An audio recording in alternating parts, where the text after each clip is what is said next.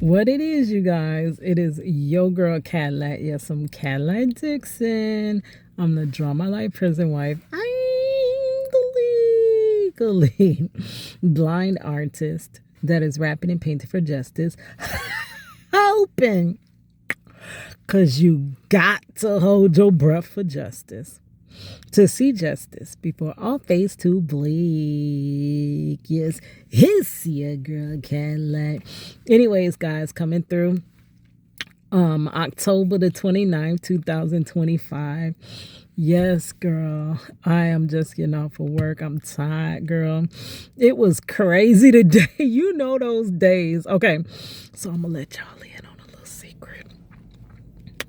It was health inspector day. Like, so girl, that is the craziest day when you work in a restaurant, girl. And I can also say that, like, when you're in a salon as well, like when you're doing them health inspections, girl, everybody be going crazy. So that's the type of day I had today. So now I'm off and I'm at the park, girl. Got the little lake in front of me. But I was just riding home and I was listening to, because I like to play back my videos, and I kind of try my best, which is hard because, you know, I'm going to be biased because I created the video. So I always try to listen to them back to see how I sound. Did it make any type of sense? Because many times I'll be like, did that make any sense? It don't even be making sense to me. So I don't know if it can make sense to you guys. But sometimes I listen back and I'm like, oh, okay, it came together. It came together. So I was re-listening to the video that I made last night comparing prison wife life in 2002 when I first started this long dusty road when my husband was first wrongfully incarcerated to now, present day, 2025. He is still incarcerated. I have been there from day one, really before day one. Me and Marcello were together on the outside, and I have never left this ride, girl. And I said I was going to ride till the wheels fall off until he gets home. Oh, shoot, let me plug it. Trying to put the pieces of my family back together. To get him back, man, I'ma do whatever. Cause I took this vow that I would stay with him forever. And I ain't gonna stop until the moment we together. Here's your girl Cadillac. Boy, if he get out tomorrow, it wouldn't matter how long he been gone. Yeah, cause if he got out tomorrow, it wouldn't matter how long he been gone. Cause that means my praying was not in vain. I had to wait, but with patience came triumph. So if he got out tomorrow, it wouldn't matter how long he been gone. Here's your girl Cadillac. But yeah, needless to say, I'm gonna be here fighting till he come home. Whether it's, you know, his release date that comes 2038, or if this story, the way it was played, like basically given to me and plays out in my head, the wrongful conviction of Marcello Jackson sparks. It's no longer me just posting about Marcello Jackson. People start sharing. People first start caring, then they start sharing. And once they start sharing, they start signing my petition. Hint, hint, description in the description. Yes, they start signing that petition, girl. It starts to get some traction. You start hearing about Marcello Jackson. Why is this rhyming, girl? I'm not trying. Yes, on TikTok, it be trending. On YouTube, it actually takes hold in the algorithm. And then others join me because they know I can't do this on my own. But when these type of stories get big, that's when you have people like from the Innocence Project come in, or you have other people that have resources and they extend their resources, like Benjamin Crump. Like, he could come in and help free Marcello, right? And others like that. That's kind of the whole scenario that played out in my mind, like when this was given to me. Basically, it's like the Lord shows you your life down the road. And then you take it, and right then and there you think it's coming to pass. And it could be decades before it comes to pass. Just like Joseph. Joseph had a dream that he was ruler, right? And then he ended up in prison. What? Well, he ended up sold as a slave, right? And then ended up in prison. Like, what the jail is this? This ain't what I was shown. Well, I was shown that Marcella was coming home, right? That this wrongful conviction wasn't even going to pass trial, that we were supposed to be together. Like, girl. And then what? He gets wrongfully incarcerated. And then what? He gets 40 freaking goddamn years. Oh, that's my stomach growling. Sorry. And I'm thinking, okay, that's fine. As soon as I can get this story broken and bring it, because I really thought justice existed, right? I thought that this system was conducive of justice. So injustice should not be able to live in this system. If it does happen because of human error and mistakes. The moment I show you and I show the world this mistake, it will be corrected. Well, when you show the world, number one, they're going to keep you hidden to you cannot show the world, right? But if you do get to show the world, rather than fixing the mistake, they're going to allegedly suppress it, right? They don't want that cat out the bag. So I really thought, but now I know better. I know I had to learn how this justice system is the long, hard way. Kind of was like hardened, like a lot of people that watch me and judge me, right? They can't believe that, no, you got to be lying, girl. You're just making excuses for your criminal boyfriend. Yeah, so there's no way they can do that. If you were found guilty, you'll have to be guilty. 12 jurors ain't gonna just find you guilty just to be me. So it's really hard for you to believe the truth because you've been conditioned, allegedly, to believe that it's not that way. But it really is. And it is not until you actually see it. So you're one of those that have to see it to believe it, right? And I possibly was that way as well. It had to hit my home. And I think had it not hit my home, would I be that person defending this that was just stop committing crimes and you can eat for human food, allegedly? Like, ugh, I'm so glad I'm not that person. Like, I am so glad. Glory be to God. Thank you for giving me the eyes to see. Yes, it hurts the way that I had to allegedly wake up. But I'm glad I'm not that person. I'm not that person standing in the way of justice, right? Because that's what they are. They're just those. It's almost like when I was trying to do music, they had gatekeepers, allegedly. They had just people that was literally like, what are you doing? Like, I have all this freaking talent. Y'all sitting up here looking for people with talent. So you can't be looking for people with talent because I have abundance of talent and you're looking past me. And it would just be all these gatekeepers, like just in the way that you could never be heard. Your music never hears the light.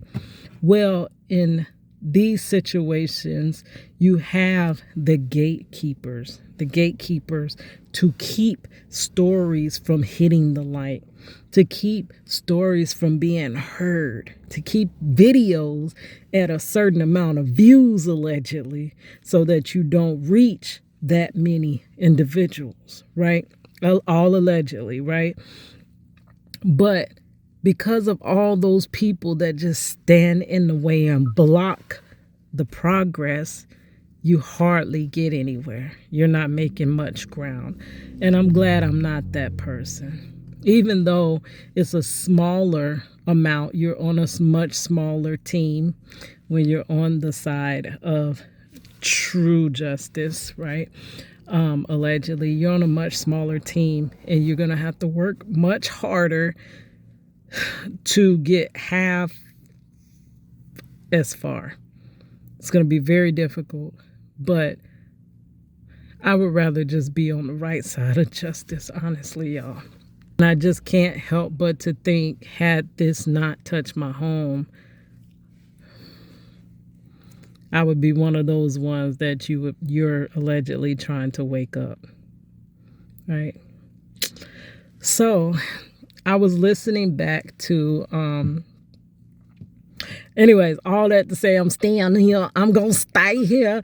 I'm staying, you and you and you. You're gonna hear me. Yes, girl. But I'm going to keep on trying to, until my time here is up, right?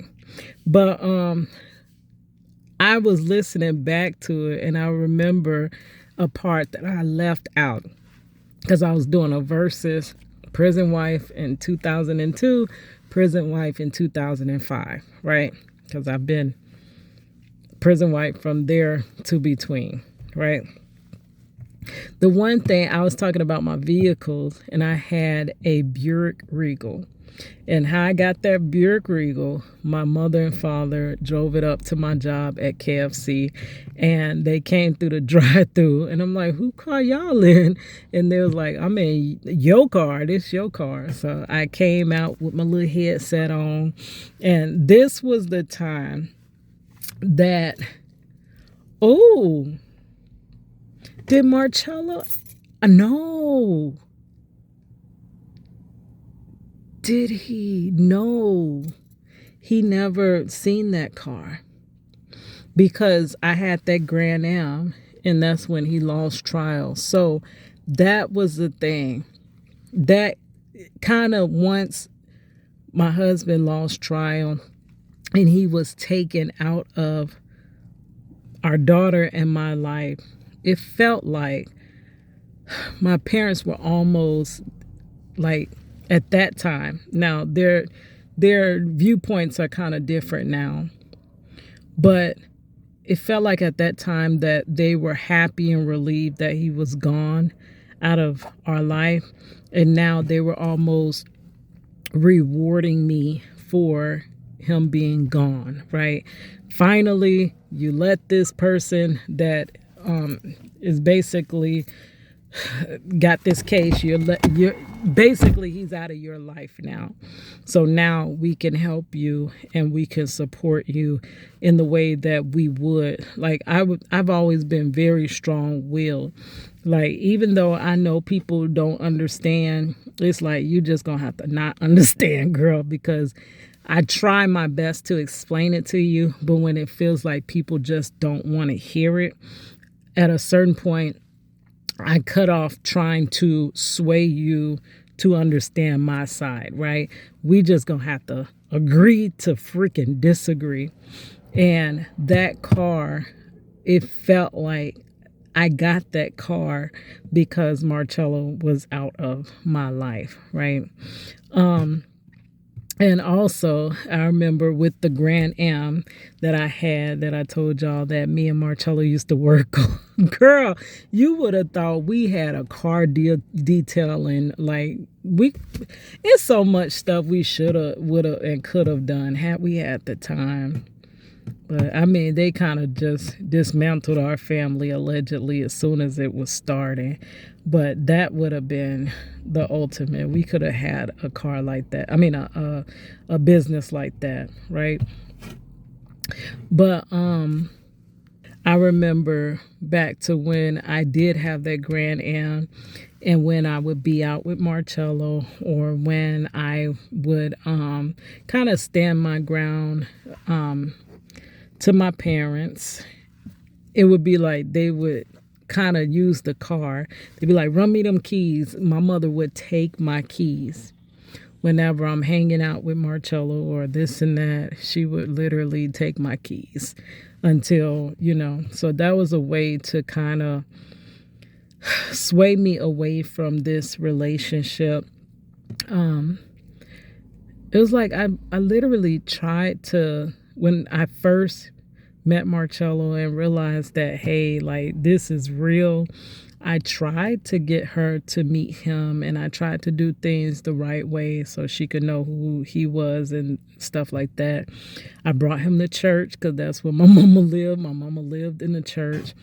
And when I brought him, it just felt like she just she was like hi, and that was it. Like it was like quick, it felt like rush, like she really didn't want to talk to him, so she was trying to push him to the side or whatever. And then when I ended up pregnant, it was like they were saying, wait, he didn't even come to talk to us and this and that. And I'm like, he tried to talk to you. I tried to introduce y'all, but y'all kind of were like, you know. But I understand it now, being a mother of a 20-something-year-old daughter. I get it that mothers, fathers, and especially mothers, well, especially fathers in their own way, are very, very protective of their daughters because they don't want them to make lots of the same mistakes that they made. They want to avoid those potholes. I have tried to do that in my daughter's life. A lot of times it just feels like she just gonna have to hit them potholes because she's somewhat like Marcello. Got to learn the long hard way.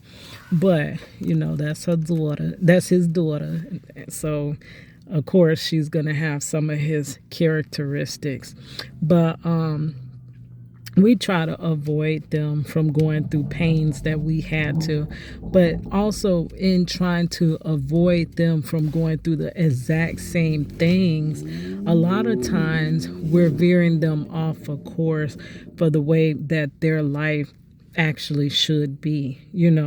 Like if Marcello actually was for me, and she was trying to gear me away from him so that I would not go through the same thing she went through, you could be gearing that person away from who God had for them. Just as, and I was a people pleaser for real to the core, and always trying to please my parents. And it felt like no matter what I did, I kind of never pleased them. It didn't matter how hard I tried.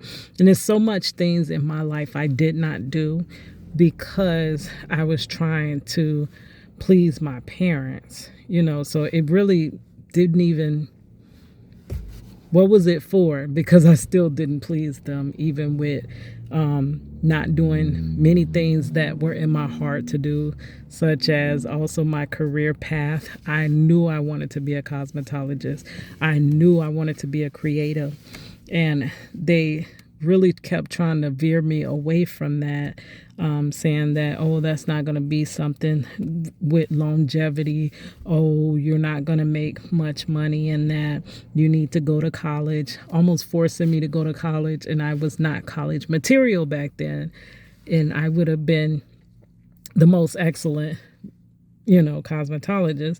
Well, once I kind of finally got put out of college, there was no other choice but to go to hair school, right? I can go to hair school now. And I did, but by the time I did, my hands had collapsed on me, and I ended up with a carpal tunnel and nerve damage.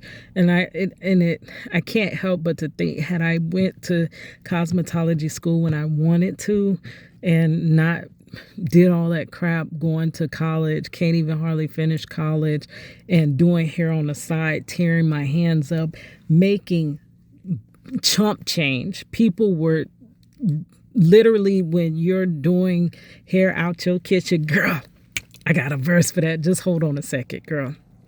But when you're doing hair out your kitchen, people try to give you scraps. Right. And I even had many people try to get over on me. Back then we did pinch plaits. I was one of the fastest braiders you could ever see. And I had someone have me do their whole perimeter. And you know how you're supposed to come back the next day so they can finish the center. They never show back up. So they literally probably just paid somebody or themselves just did the center, But after all of that getting over and cutting, like basically I was doing a full head of box braids for $25. Now, this was 2001, 2000. So that wasn't a little, but that was too little for box braids. Like, and pinch plaits, I would say like $50. Like, girl, if I could be doing hair in this generation, had my hands not got ravaged. But I also think, had I got into the salon when I was trying to get into the salon, I may have basically made what I was worth, you know. And I do know full circle that my parents really were only trying to do what's best for me. But again, they didn't understand that I was an artist. Like, that was literally my career path. Like, God created me to be a creative. And when you're almost forced into something else, it just doesn't work. And by the time we realize it didn't work, I'm disabled and can't hardly get it together. You know, life is almost unforgiving. Once you mess up and you fall off track and you fall behind, it's so hard to get yourself back to where you should be, right? To the point where I'm not even trying no more. I'm just waiting on God to restore me. And if he don't restore me to where I should be, because I really don't think this is where I should be at 44, but if this is where he got me, girl, I'm just going to sit here and wait. But I got to think about it. My parents, they were young and they were in a different generation, right? The generation shifted with us. I am actually the beginning of, is it, hold on.